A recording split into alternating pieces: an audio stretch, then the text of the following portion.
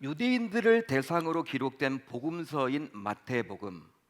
이 마태복음을 보게 되면 아브라함과 다윗의 자손 예수 그리스도의 계보로 시작을 합니다.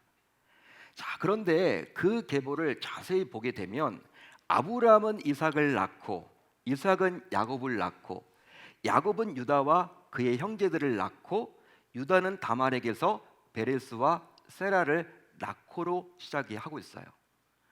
제가 이렇게 부산에서 사역을 할 때 이렇게 낳고 해야 되는데 놓고 하더라고. 제가 그래서 아니, 아기가 물건이냐고, 이게 왜 놓고냐고. 근데 안 되는 거예요. 이게 사투리가 낳고입니다 여러분. 놓고 애를 놓았대. 애를 낳았죠 여러분. 이게 여러분 잘 안 고쳐지더라고요. 아무튼 성경을 보게 되면 낳고로 시작을 하고 있어요. 자, 그런데 한마디로 그리스도의 계보는 아브라함, 이삭, 야곱, 유다로 내려가지 아브라함, 이삭, 야곱, 요셉으로 내려가지 않는다라는 거예요. 자, 그런데 창세기를 보게 되면 더 많은 장을 할애해서 유다보다도 요셉에 대해서 더 비중 있게 다뤄주고 있습니다. 여러분, 성경에 한 줄만 기록이 되어 있어도, 한 절만 기록이 되어 있어도 의미가 있겠죠. 하나님의 말씀이기 때문에. 그런데 유다에 대해서는요, 이렇게 많이 기록이 되어 있지 않아요. 창세기를 보게 되면. 근데 창세기의 저자는 이 요셉에 대해서는요, 여러 장을 할애해서 그의 인생 스토리를 다 기록을 해주고 있다는 것입니다. 자, 그렇다면 성경은 그리스도가 주인공이다 보니 그리스도 중심으로 기록되어야 할 텐데 왜 창세기의 저자는 유다보다도 요셉이란 인물에 집중하고 비중 있게 다뤄주고 있는 것일까요? 그 이유가 과연 있을 거 아닙니까? 그 이유는 바로 요셉이란 인물을 통해서 그리스도의 삶을 분명하게 엿볼 수 있기 때문입니다. 실제로 아버지인 야곱의 극진한 사랑을 받았던 요셉은 형들에 의해서 은 20의 노예로 팔리게 되었어요. 은 20에. 하지만 정말 놀랍게도 요셉은요, 애굽 바로의 친위 대장인 보디발의 집에서 가정총무로서 일하게 되었습니다. 여러분, 가정총무가 뭐하는 직책일까요? 뭐하는 여러분 일일까요? 가정총무. 좀 우리가 익숙한 것은 아닌데요, 우리의 그러한 삶 속에서 가정총무가 뭐지? 이렇게 여러분 여길 수 있겠지만 예전에 뭐 드라마나 영화를 보게 되면 큰 대저택에서 집사라는 분들이 있습니다. 교회 집사 말고요. 교회 집사님들 말고 대저택에서 일하는 집사님들이 있었죠. 이분들은요, 그 집안의 모든 대소사를 다 다루는 분들이에요. 따라서 히브리 노예 출신인 요셉이 애굽 제국의 최고위층인 보디발의 집에서 가정총무가 된다는 것은요, 불가능에 가깝습니다. 어떤 예를 들어보면 설명이 될까요? 예를 들어볼까요? 노예는 아니지만 우리나라보다 훨씬 못 사는 나라들이 있습니다. 여러분, 그런 나라를 떠올려 보세요. 그런 나라들이 우리나라의 노동자로 와 있어. 근데 그런 노동자가 어느 순간에 대재벌이나 최고위층의 집안의 대소사를 다루는 일을 하게 되었다. 여러분, 영화에서는 가능할지 몰라도 현실에서는요, 불가능하죠. 이게 말이 안 되는 거죠. 하지만 하나님께서는 히브리 노예였던 요셉과 동행함으로 그로 하여금 보디발의 집에서 가정총무의 역할을 하도록 해주셨다라는 거예요. 자, 그렇게만 살면 얼마나 행복할까? 요셉이요. 자, 그런데 누군가 인생은 세옹지마 또한 호사다마라고 했던가요? 인생은 호사다마와 같다. 인생은 세옹지마 호사다마와 같다라는 말이 있듯이 요셉은 보디발의 아내가 파놓은 노골적인 성적인 유혹은 잘 이겨냈지만 그 결과 정말 억울하게도 성범죄자가 되어서 오간에서 죄수 생활을 해야만 했습니다. 성범죄자, 한마디로 전자발찌를 쳐야 되는 거예요. 정말 질투심에 사로잡힌 형들에 의해서 비참하게 노예로 팔리게 된 요셉.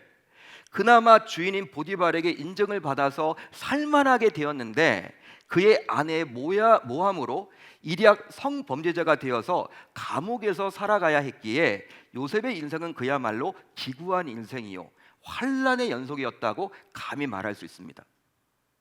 그것도 아주 오랫동안 사람들에게 잊혀진 채로 말이죠. 사람들이 여러분 기억하는 사람들이 없어요. 요셉을. 자, 그러던 어느 날 예상치 못한 일이 요셉에게 일어나게 되었는데요. 바로 애굽의 최고 통치자였던 파라오, 즉 바로가 이 요셉을 불렀어요. 궁궐로. 자신이 살고 있는 궁궐로 요셉을 불렀죠. 자, 그렇다면 애굽의 바로는 왜 오간에 있던 요셉을 불러냈던 것일까요? 그 이유는 바로 애굽의 점술가와 현인들조차도 바로가 꾼 꿈을 해석하지 못해요. 애굽이란 나라는요, 당시 강대국입니다. 지금의 미국과도 같은 나라예요. 여러분 점성술이 발달했어. 또 여러분 주술사들도 참 많았습니다. 근데 바로가 꿈을 꿨는데 그 꿈을 누구 하나 해석하지 못해요. 그 현자들이란 그 사람들이. 자, 그런 상황 가운데 정치범으로 요셉과 함께 오간에 갇혀 지냈다가 풀려난 술 맡은 관원장의 추천으로 요셉은 바로의 꿈을 해석할 자로 궁궐로 불려오게 된 거예요. 자, 그렇다면 바로는 어떤 꿈을 꾸었을까요? 우리가 바로의 꿈을 우리가 잘 알고 있죠. 우리 창세기를 읽어보신 분들은요, 어떤 꿈을 꾸었는지 모르지 않습니다. 한마디로 어떤 꿈이었냐면 바로의 꿈은 앞으로 애굽에 임할 흉년에 관한 것입니다. 한마디로 경제적인 재앙이 애굽 땅에 임할 거라는 거예요. 하지만 요셉은 그 재앙까지 이겨낼 수 있는 대안을 제시함으로 바로의 두려움까지도 말끔하게 해결해 주었죠. 자, 그 결과 이제 오늘 말씀 37절을 보게 되면요, 다음과 같은 일이 일어났습니다. 우리 37절 같이 읽어봅니다. 시작. 바로와 그의 모든 신하가 이 일을 좋게 여긴지라. 이 일을 좋게 여겼다. 한마디로 앞으로 일어날 재앙으로 인해서 가졌던 두려움을 요셉이 제시한 대안 한 방으로 해결받게 된 바로와 그의 신하들은요, 이제 요셉을 향해서 가졌던 선입견을 이제 사라지게 된 거예요. 선입견을 여러분 갖지 않게 된 거예요. 노예였잖아요. 그리고 여러분 죄인이었잖아요.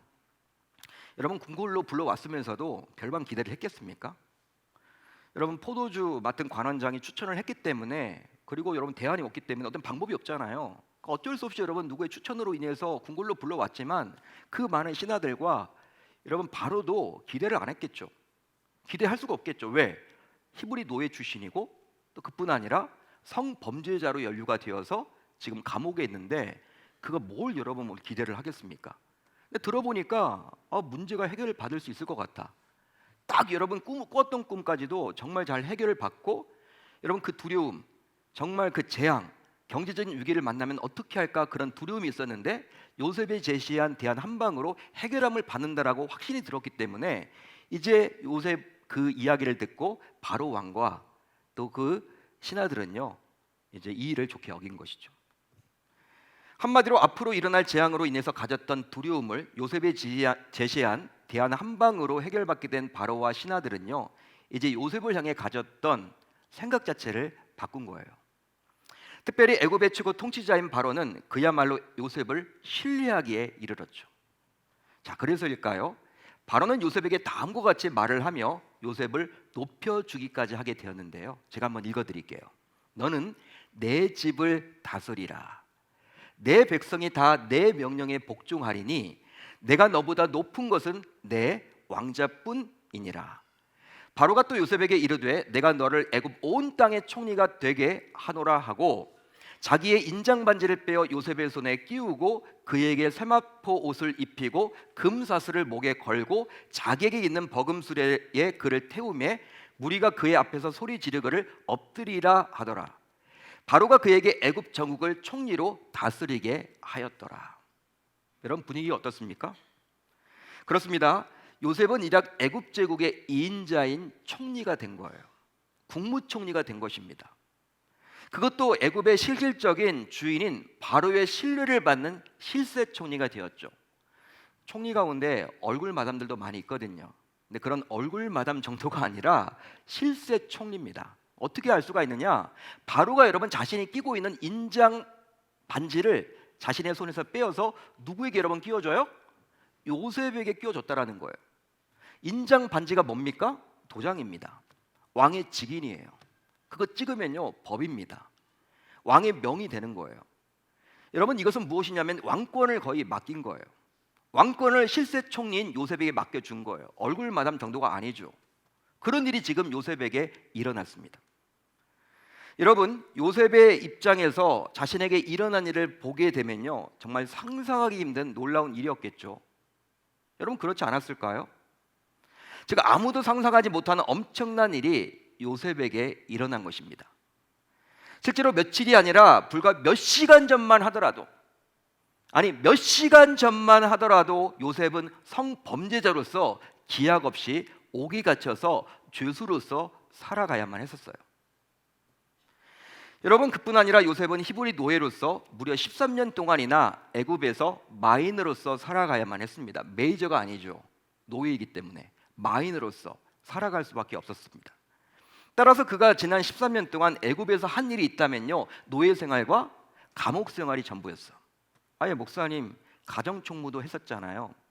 이런 가정 총무를 했긴 했지만 노예인 건 마찬가지예요. 또 그 기간이 얼마 되지도 않습니다. 따라서 여러분, 13년 동안 애굽에 온 이후로 노예 생활과 옥중 생활밖에 한 게 없어요, 이 요셉은. 그런데 그런 그가 어느 날 갑자기 애굽의 총리가 된 것이죠. 그것도 파라오, 즉 바로의 신뢰를 받는 실세 총리가 된 것입니다. 하지만 아무리 절대 왕정 국가인 애굽에서 최고 통치자인 바로라 하더라도 요셉을 총리로 세울 수는 없는 거예요.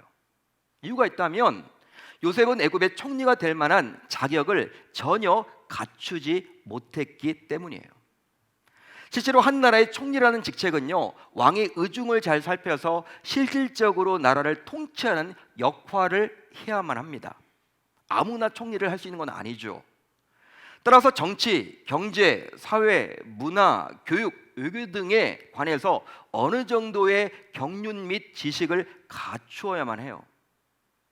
그런데 요셉은 총리를 감당할 만한 그런 경력 및 학력을 소유하고 있지 않았습니다. 여러분, 형들에 의해서 어릴 적에 노예로 팔려와가지고 무려 13년 동안이나 노예 생활만 했고, 그뿐 아니라 감옥 생활만 했어요. 총리가 될 자격은요, 객관적인 자격은 아무것도 없습니다. 그뿐 아니라 요셉은 히브리 노예 출신이었죠. 따라서 애굽에서는 메이저가 아니라 마인으로서 살아갈 수밖에 없는 신분의 약점을 가지고 있었습니다. 신분의 약점. 사람들이 볼 때마다 야, 노예다. 그것도 이방 노예. 그런데 그런 그가 애굽의 총리가 된다면 총리 밑에 수많은 공직자들이 과연 요셉의 말을 순수히 따르겠습니까? 따를 리가 없죠, 여러분. 무시해버리겠죠. 더욱이 총리는 실질적인 외교까지도 담당해야 해요. 여러분, 외교관의 역할을 감당해야 합니다. 여러분, 어떤 외교를 할 때 바로도 하지만 실질적인 디테일한 부분에 외교까지도 다 챙겨야 되는 게 이 총리였어. 그런데 히브리 노예 출신인 요셉이 애굽의 총리가 된다면 주변 국가들이 애굽을 어떻게 바라볼까요? 여러분, 이상하게 바라보지 않을까요? 야, 애굽이란 나라는 이상해. 참 인재가 그렇게 없나 봐. 인재가 없으니까 어떻게, 야, 이방 노예 출신은 어떻게 총리로 세우냐? 여러분, 그렇게 말하고 있지 않을까요? 그렇게 여러분 속삭이지 않을까요? 사람들이, 주변 국가들이. 또 있습니다. 당시 애굽의 총리를 맡고 있는 자는요, 이 얼마나 황당할까요? 여러분, 빈자리에 지금 요셉이 들어간 게 아니거든요. 총리가 공석이 아니었습니다. 본래 여러분 총리를 했던 사람도 있습니다. 그 사람의 입장에서는 얼마나 여러분 또 황당할까요? 실제 자신보다 더 능력이 출중하고 누구나 인정하는 자가 후임 총리가 된다면 그나마 괜찮겠지만 히브리 노예 출신, 그것도 감옥에서 바로 나온 지 몇 시간 되지 않은 요셉을 여러분 이렇게 총리로 세웠으니 그 사람에게 자리를 내어줘야 하기에, 여러분 이제 이전 총리였던 그는요 얼마나 자존심이 상하고 또 기분이 나빴겠습니까? 특히 그 총리 밑에서 함께 일했던 많은 공직자들 역시 기분이 좋을 리가 없겠죠.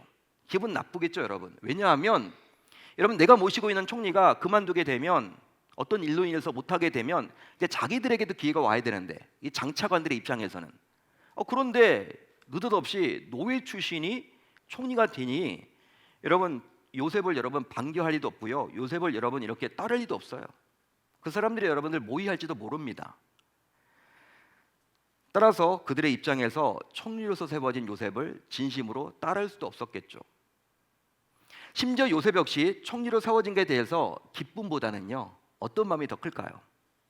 여러분 기뻤겠죠. 총리가 되면. 근데 기쁨은 잠시이고 부담감이 확 임했을 거예요. 바로 한 나라의 총리라는 직책에 주는 무게감이 너무나도 컸기 때문이죠. 그것도 당시 최고 강대국인 애굽의 총리였으니 말입니다. 그러기에 아마 어쩌면 즉시 사양도 하고 싶고요, 또 그 자리에서 도망치고 싶은 마음도 굴뚝 같았겠죠.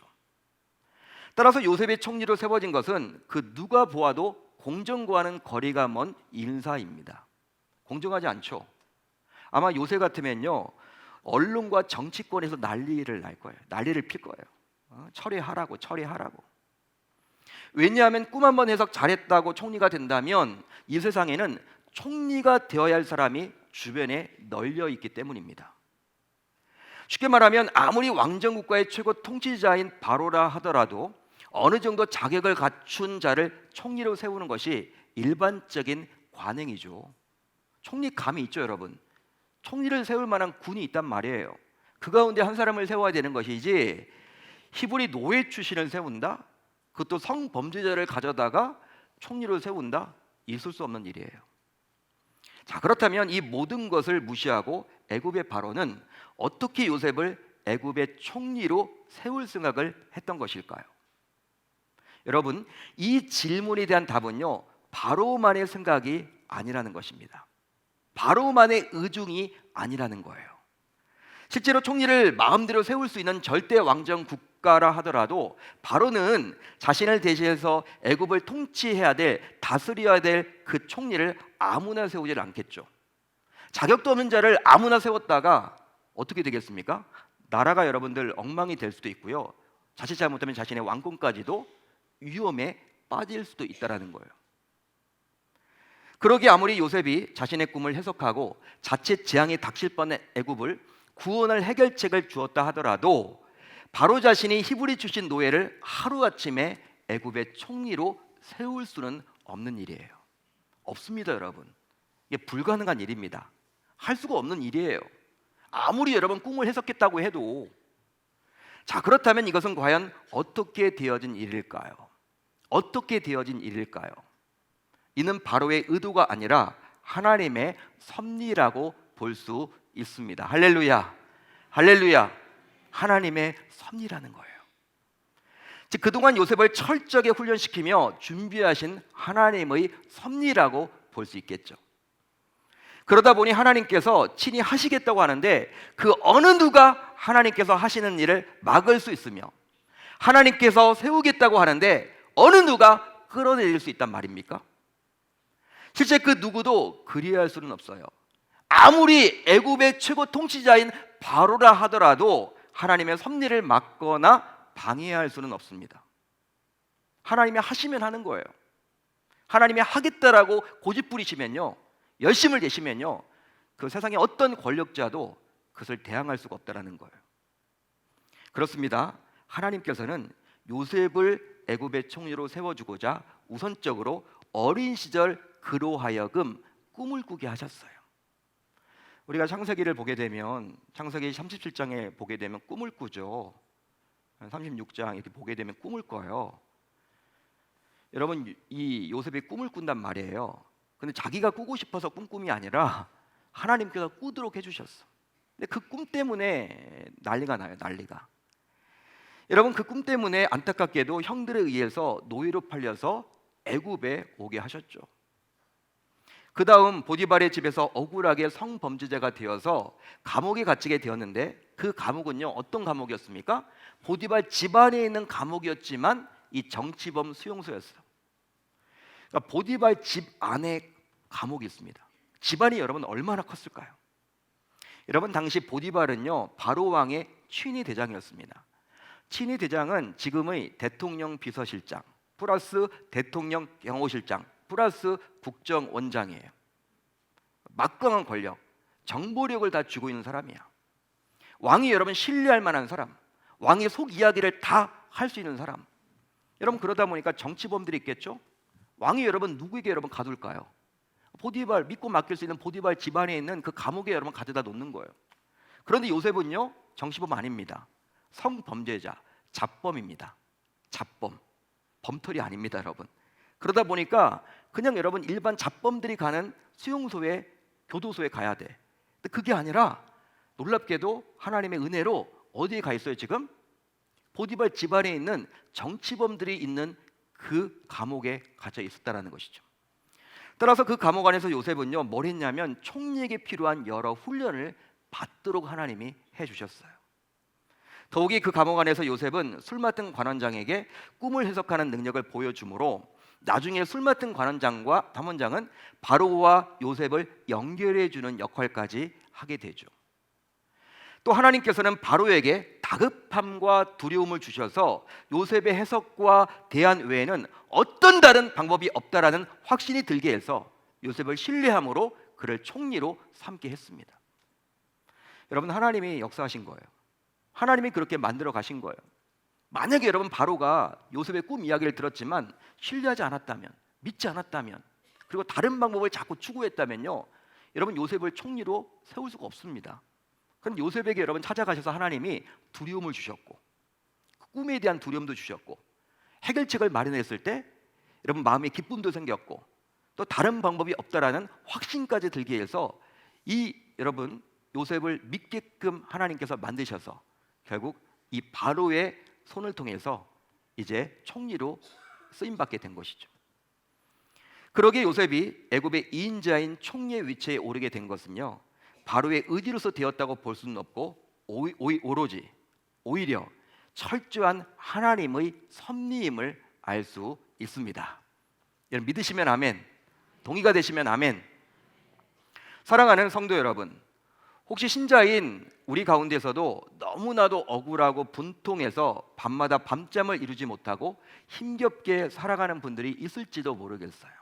우리들 가운데 한마디로 눈앞에 보이는 현실은 너무나도 절망뿐이어서 과연 무엇부터 시작하면 좋을지 알 수도 없고, 오늘도 눈물을 머금고 이 예배 자리에 어쩔 수 없이 나오신 분들도 있을지 모르겠습니다. 한번 하나님 앞에 나가봐야겠다. 여러분 방법이 없어요. 뭐부터 시작해야 될지 몰라. 그런 답답함으로 수면제를 먹지 않고서는 밤잠을 이루지 못하는 분들도 있을지 모르겠습니다. 우리들 가운데 인생 자체가 힘들다 보니까, 심지어 아무리 자신의 주변을 둘러보아도 그 누구 하나 자신을 도와줄 사람도 보이지 않고 또 실오래기 같은 희망조차도 보이지 않기에 삶을 자포자기하게 하며 불만과 불평 속에서 헤어나오지 못한 분들 또한 우리들 가운데 계실지도 모르겠습니다. 하지만 아직 모든 것을 포기해서는 결코 아니 됩니다. 실제 희망 고문이란 말이 있듯이 희망을 품는 것 자체가 사치처럼 느껴질 수도 있겠죠. 요즘에 여러분 세상이 하도 힘들고 어려우니까 청년들 사이에서 보통 그런 얘기들 많이 하거든요. 취업도 힘들고 결혼도 힘들고 살아있는 것 자체가 힘들다 보니까 이 젊은 층들 사이에서는요, 희망 고문, 희망을 여러분 품는 것 자체가 고문이라는 거예요. 희망을 여러분 갖는 건 좋은데 그것 갖는 것 자체가 사치처럼 느껴진다는 거예요. 여러분 마찬가지로 사치처럼 느껴질 수 있겠지만 우리의 삶이 너무나 힘들고 어렵다 보니까 오늘 우리가 살펴본 요셉을 보면서 우리는 다시 일어나야만 하겠죠. 그 이유는 바로 내 삶의 주인공은 내가 아니기 때문입니다. 내 삶의 주인공은 내가 아니기 때문이에요. 자, 그렇다면 어느 누가 내 삶의 주인공이 될까요? 오직 나를 통해서 자신의 역사를 이루어 가시는 만왕의 왕, 창조주 여호와 하나님이 내 인생의 주인공이십니다. 내 인생의 주연이십니다. 하지만 일반적으로 오직 자기 자신이 자신의 인생의 주인공이라 여기다 보니 어떤 일이 벌어져요? 결국 자신의 생각과 뜻대로 되지 않으면 절망하게 되고요, 낙심하게 되고요, 좌절하게 되는 거예요. 왜? 내가 주도권을 가지고 내 인생을 내가 열심히 살아왔는데 안 풀리니까, 내 생각과는 달리 이상한 방향으로 나아가다 보니까 힘들고 어렵잖아요. 절망이 오는 거예요. 낙심이 오는 거예요. 내가 주인공 노릇을 하다 보니까. 그러나 이것은 믿음의 사람의 모습은 결코 아닙니다. 결코 아니에요. 따라서 믿음의 사람이요 또 하나님의 사람인 신자인 우리 모두 항상 내 삶의 주인공은 바로 내가 아니라 여호와 하나님이라는 사실을 놓쳐서는 아니 될 줄로 믿습니다. 믿습니다. 자, 그렇다면 내 삶의 주인공을 하나님으로 여기는 신자인 우리는 어떤 자세를 가져야만 할까요? 이제 우리가 내 삶의 인생의 주인공은 내가 아니라는 거 이제 그렇게 받아들이기 결단했단 말이야. 그렇다면 우리는 이제 어떤 자세를 가지고 살아가면 좋겠습니까? 우선 하나님의 때가 있음을 분명히 기억해야만 하겠습니다. 하나님의 때가 있다라는 거예요. 요셉이 꾼 꿈은 십수년이 지난 후 결국 그의 나이 30살에 되어서야 이루어졌어요. 30세가 되어서야 이루어졌습니다. 실제로 그는 십수년 전 형들의 단이 자신의 단에게 절하는 꿈을 꿨고요. 또 해와 달과 11별이 자신에게 절하는 꿈을 꿨어요. 여러분, 이것은 무엇이냐면 한마디로 아버지와 어머니도 그리고 나의 형들도 자신에게 절하는 꿈이었어요. 이 꿈으로 인해서 기분이 나빴던 형들은요, 요셉을 팔아버렸죠. 은 20에. 꿈을 꾸지 않았더라면 여러분, 자신의 노예 생활 또 감옥 생활도 할 이유가 없어요. 꿈을 꿨기 때문에 그런 일이 벌어진 거예요. 하지만 이런 그의 꿈은요, 결국 그의 나이 30살 때 이루어지게 되었다는 거예요. 즉 그가 애국 제국의 총리가 됨으로 말입니다. 총리가 되어서 나중에 형들이 자신에게 절을 하죠. 아버지 어머니도 여러분 절을 할 수밖에 없는 위치에 놓여 있는 거죠. 따라서 요셉이 꾼 꿈은 요셉이 원할 때 이루어진 것이 아닙니다. 요셉은요, 아마 여러분 힘들 때 이루어지기를 원했을 거란 말이에요. 여러분 감옥에 갇히지 않기를 원했겠죠. 노예로 팔려갈 때 여러분 그런 꿈, 자신의 꿈이 이루어지기를 원했겠죠. 여러분 그렇지만 요셉이 꾼 꿈은 요셉이 원할 때, 요셉이 기대할 때, 요셉이 소망할 때 이루어지지 않았고 오직 하나님의 때에 맞추어서 이루어지게 되었습니다. 그렇습니다. 하나님께서는 졸지도 않으시고 주무시지도 않으면서 철저하게 자신의 때를 준비하고 계시는데요. 그러기에 신자인 우리 모두 영적으로 깨어서 하나님의 일하심을 바라볼 수 있어야만 하겠습니다. 그리고 행여나 현재 고난 중에 있다면, 환난 중에 있다면 영적인 눈, 즉 영안으로 그 고난을 바라보고 그 고난을 이겨내야만 하겠죠. 즉 마치 끝이 보이지 않는 터널처럼 고난이 너무나도 감당하기 힘들어서 해결책이 전혀 보이지 않더라도 언젠가는 그 터널에서 나올 시기가 분명히 있기에 좌절하거나 포기해서는 아니 될 줄로 믿습니다. 여러분 우리가 긴 굴을 지날 때는요, 터널을 지날 때는요, 터널 처음에 들어갈 때는 야 언제 끝나나 빨리 나가고 싶다 이런 마음이 들죠. 양양에서 서울로 가는 고속도로가 있습니다. 양양 서울 고속도로를 타보셨습니까? 이제 여러분 거의 양양에 좀 다 가다 보면요, 이제 굴이 하나 나오는데 굴이 많이 나오죠. 10km가 넘는 굴이 나와요. 전혀 안 놀라세요? 우리나라에서 여러분 가장 긴 굴이에요. 10km. 여러분 강원도를 가려면 한계력을 넘든지 미신령을 넘든지 대관령을 넘든지 그런 거 다 넘어야 되잖아. 영을 넘어야 돼, 영을. 예? 꼬불꼬불 여러분 그 길을 넘어야 되는데 우리나라 여러분 토목 기술이 발달해 가지고 굴을 그냥 뚫어버린 거야, 산에다가. 근데 그 굴 하나가 10km가 넘어요. 자동차를 여러분 운전하고 100km로 가도 10분 이상 가야 돼. 처음에 들어갈 때 여러분 좁잖아요. 굴 안에 답답하잖아. 이게 언제 끝나나. 나중에 안 나와. 한참 가니까 3km 지나고 5km 지나고. 근데 10km 지나면요 나와요. 나갈 수 있어요. 우리의 고난도 마찬가지라는 거예요. 야 언제 끝나? 왜 이렇게 나는 힘든 거야? 어려운 거야? 여러분 끝이 있을까요? 없을까요? 고난의 끝은 분명히 있죠. 고난의 끝은 분명히 있습니다. 요셉을 통해서 우리가 알 수 있죠. 따라서 이 시간 우리 모두 하나님의 때가 언제인지 알 수는 없지만 그때가 되면 분명히 꿈이 이루어진다는 사실을 우리 모두 기억해야 할 줄로 믿습니다. 내 때가 아니라 하나님의 때가 되면 꿈이 이루어져요. 다음으로 훈련을 피하거나 두려워하지 말아야 하겠습니다. 실제로 요셉이 꿈을 꿨다고 해서 그 꿈이 그냥 이루어지는 것은 결단코 아니었어요.